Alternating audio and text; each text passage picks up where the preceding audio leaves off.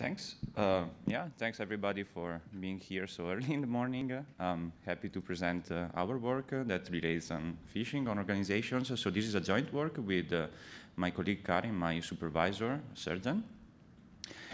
And so I won't spend a lot of time telling you what's phishing because we all know what it is. It's pretty knowledgeable right now. So the main way to send phishing is still emails, right? And there's many types of phishing. And what's the real problem is that it's only getting worse, right? So you would think that something that still arrives to emails to people would be solved.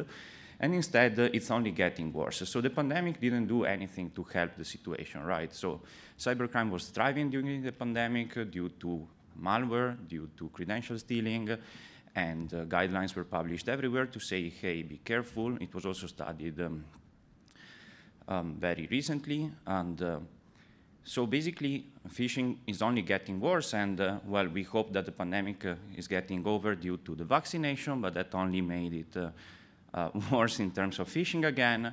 And so this is from the anti-phishing working group. We saw that they saw that basically in December 2001, this was the worst month for phishing ever. And the number of phishing attacks only tripled since the start of the pandemic.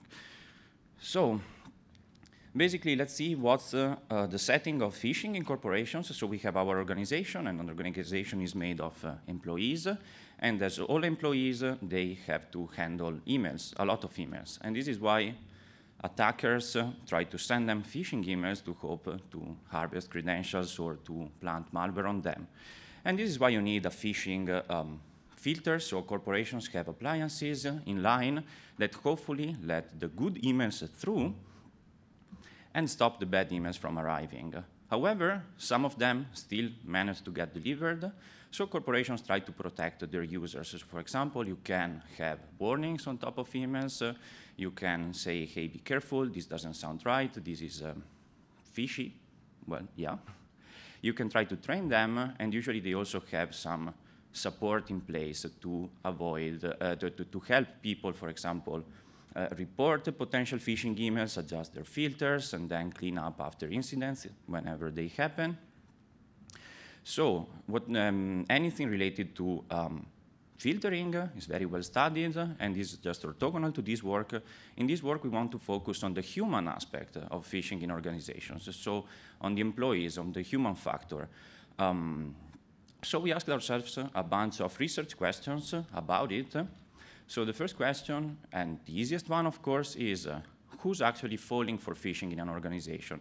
Is there any pattern to whoever's more vulnerable to this type of attacks? Is there any correlation with any type of demographics, for example, from correlation with roles, correlations with the type of computer use they do in their own work?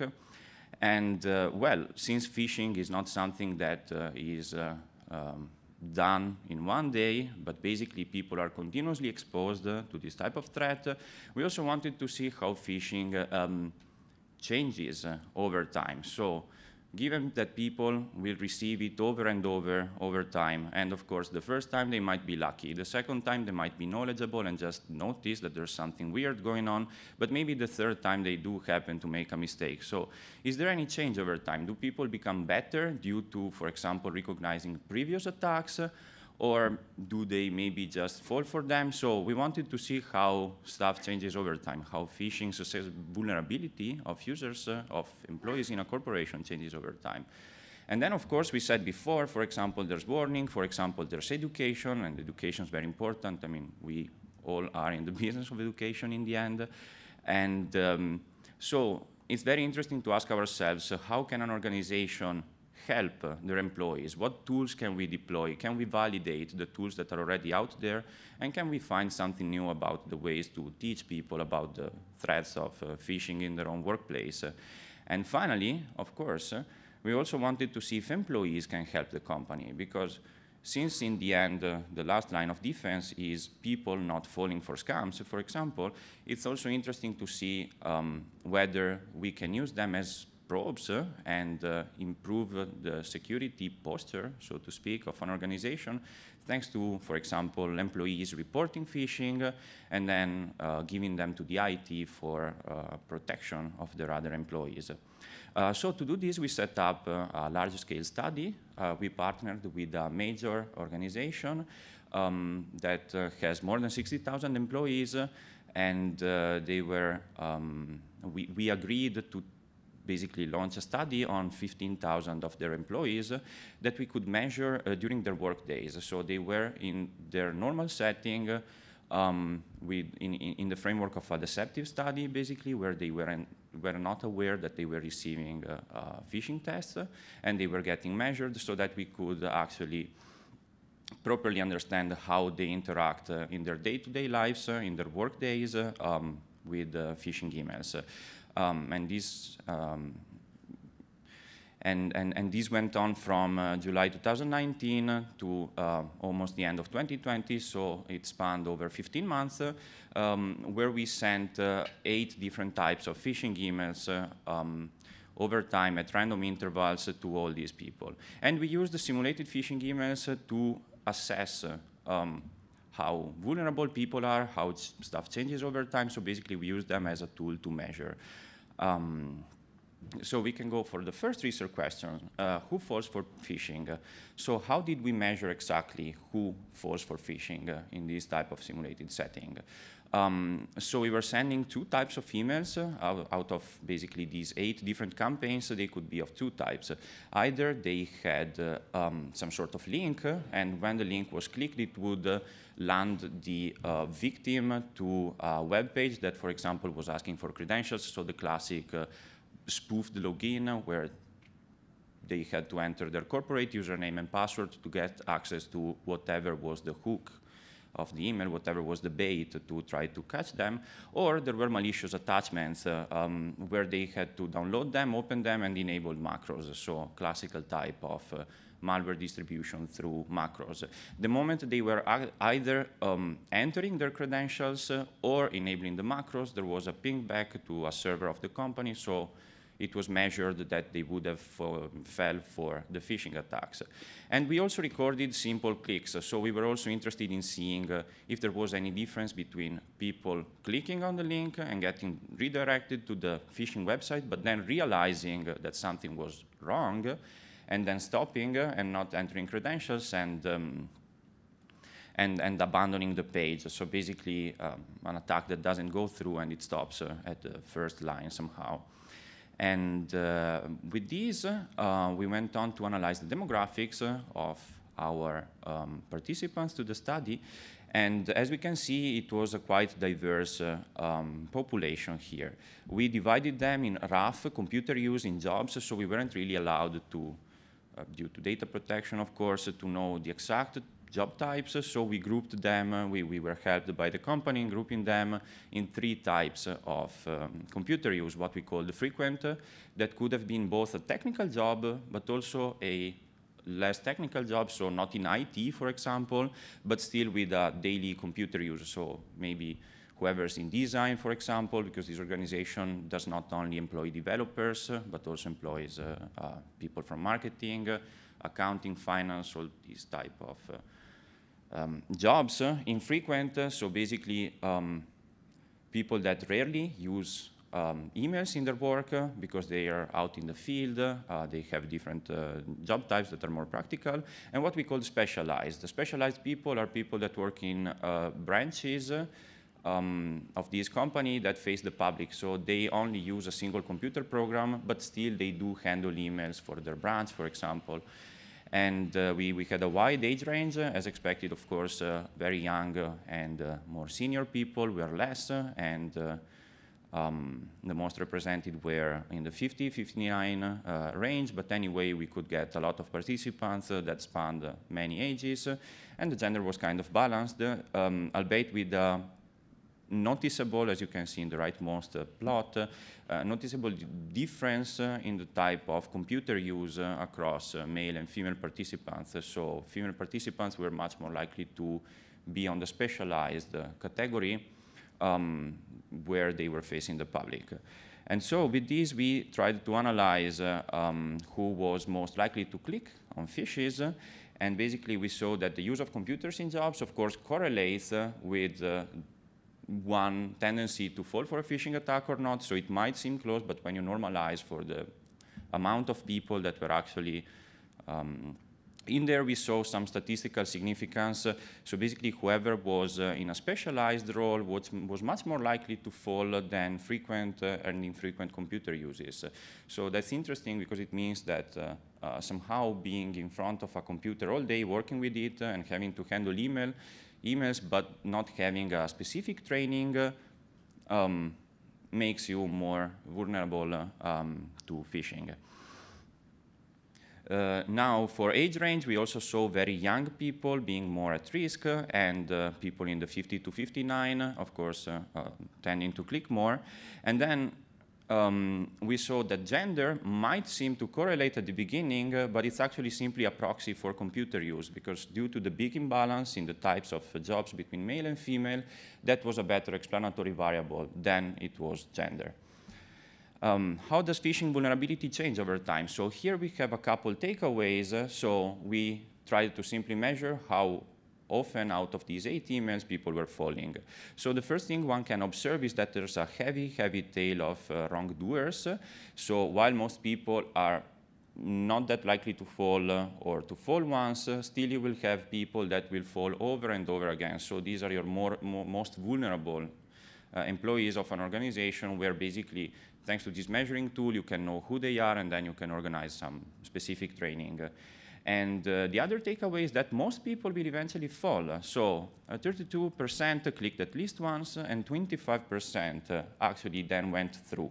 And it's 25% of the total. So basically only 8% didn't continue, which means that if someone clicks, if someone opens, then they're very likely to fall for the whole fish. So the first and foremost line of defense should be when they have to decide whether to click or not.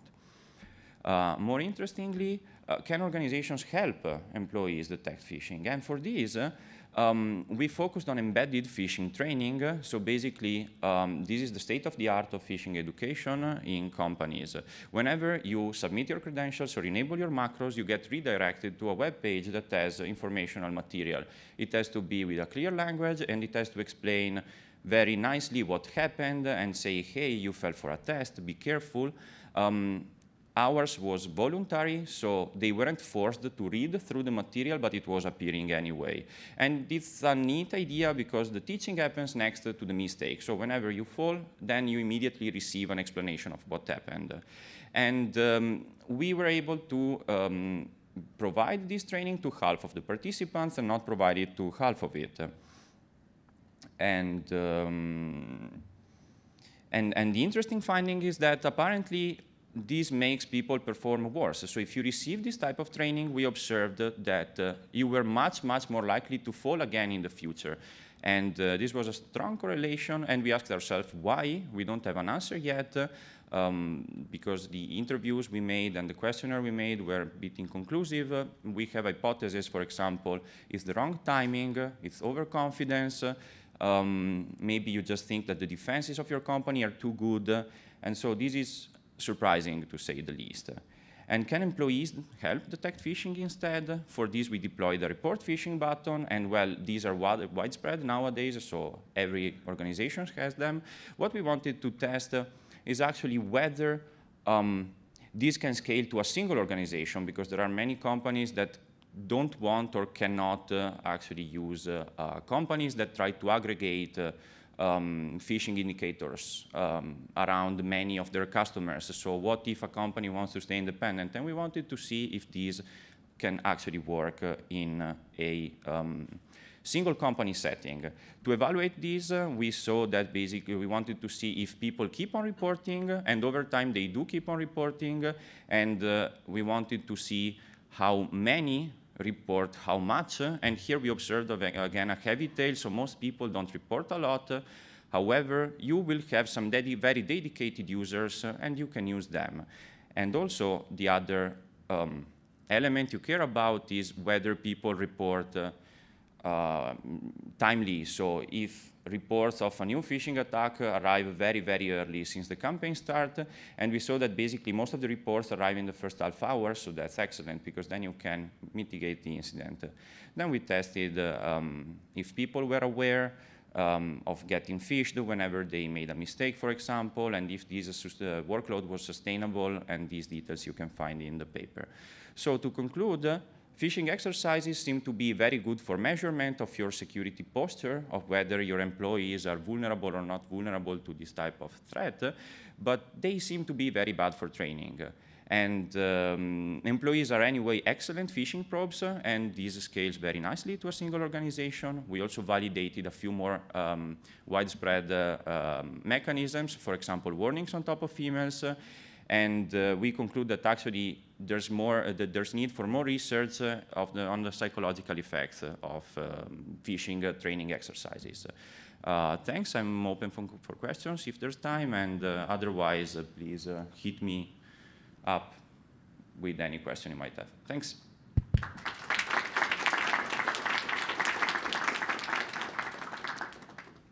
All right. Do we have questions? Awesome. So does that mean we should not train employees? If you have a question, please come up to the mic. Thanks. Hi, awesome talk. I was wondering, did you guys see any examples of employees who were exposed to these fake phishing emails communicating with each other about the emails or discussing them amongst themselves? So we think word of mouth was not a big deal because the effectiveness of campaigns didn't change over time. This is the backup slide. You can see that basically this is the effectiveness of every different campaign. Of course, some were more effective than others, but you can see they're pretty much straight lines. So we think that if there was word of mouth, this would eventually plateau. Instead, we didn't see that. Plus, the emails were randomized also in order.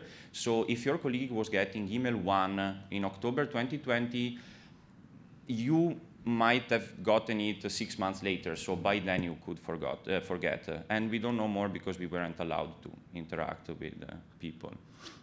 I have one more question. How did you decide how to style your different campaigns? How did you design them? So we partnered with a company that is basically specialized in creating phishing emails and sending this type of testing. So we trusted them, and we tried to go with the most frequent ones. So classic types of attachments. We tried to be to have different difficulties, so to speak. So we wanted to have a bit more tricky scenarios and a bit more related to normal styles of attacks, so to say. Hi, Jeremy Epstein, National Science Foundation. Great talk. Given that you found that it was counter-useful to do these things, is it ethical to do these tests? That's actually a very good question. I have an opinion, but I don't have a definite answer. And it might sound like a very prudent answer, but yes, I think it's ethical to do this type of testing because you want to assess who's vulnerable and you want to understand how vulnerable is your organization as a whole.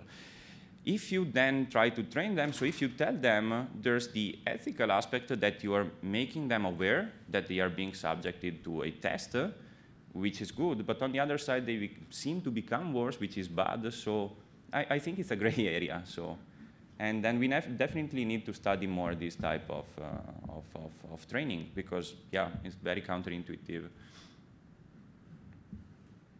Hi. So what about spear phishing? Did you have any insights about that, or did you study it? Unfortunately, no. So this was semi-targeted phishing. So our emails were mostly tailored to the organization. So there were, for example, I mean, the company, for example, was named. So, hey, we found your private files in company's internal hard drive with the name. So it was tailored to the organization, but it was never tailored to the specific individuals, so we never used the first and last names, for example, and it was always generic, like dear employee. So we don't know, unfortunately, if this applies to spear phishing. Thank you. So I was very interested in the fact that you had some significant differences, based on various employee features, but then the effect sizes between the campaigns themselves looked like they were possibly significantly larger effect sizes based on the campaigns themselves. And I was wondering if there were different responses to different campaigns from different employee groups, or there were different features that seemed particularly vulnerable to different types of campaigns? We didn't study that in detail. Anecdotally, I can say I didn't see that, but we didn't study it in details, and that's actually a very good point for follow-up work. I'm not aware if there's any literature that studied effects of different based on different demographics, for example, but I think that would be very interesting. Yeah. All right, so we have time for one more quick question. Well, just following up on the fellow from NSF, you had the organization's permission to do these tests with their employees, correct? Yeah, actually, the organization itself was running the test, and our role was a scientific advisor, so we were helping in the design of the experiment, and we made recommendations on how to structure things, but everything was implemented and run by the organization. And without our study, the organization would have anyway sent these phishing emails, and the organization was already using embedded training. So we joined in a business practice that they were already doing somehow. Did you have to, in your jurisdiction, are you required to run this kind of a test through a human subjects board to see that it does meet the ethics of human subject research? So we didn't need ethical committee approval because we were analyzing anonymized data, and we were only basically receiving data. And yeah, as I said, we joined a practice that they were already doing. They are allowed to do that in a company sense because it's in the employee's contract that they might get this type of training. And people are aware inside of the organization that they might receive from time to time phishing tests because they know it happened, but they don't know when. And so basically when there's a campaign, it's not announced. So that's why we are confident that this is how people would respond to real phishing. But at the same time, it's okay on an ethical way for us. Sorry to cut you off here, but I think we have to get to the next talk. Yep. Maybe you can discuss that later offline. Thanks. Let's thank Daniele again for the great talk.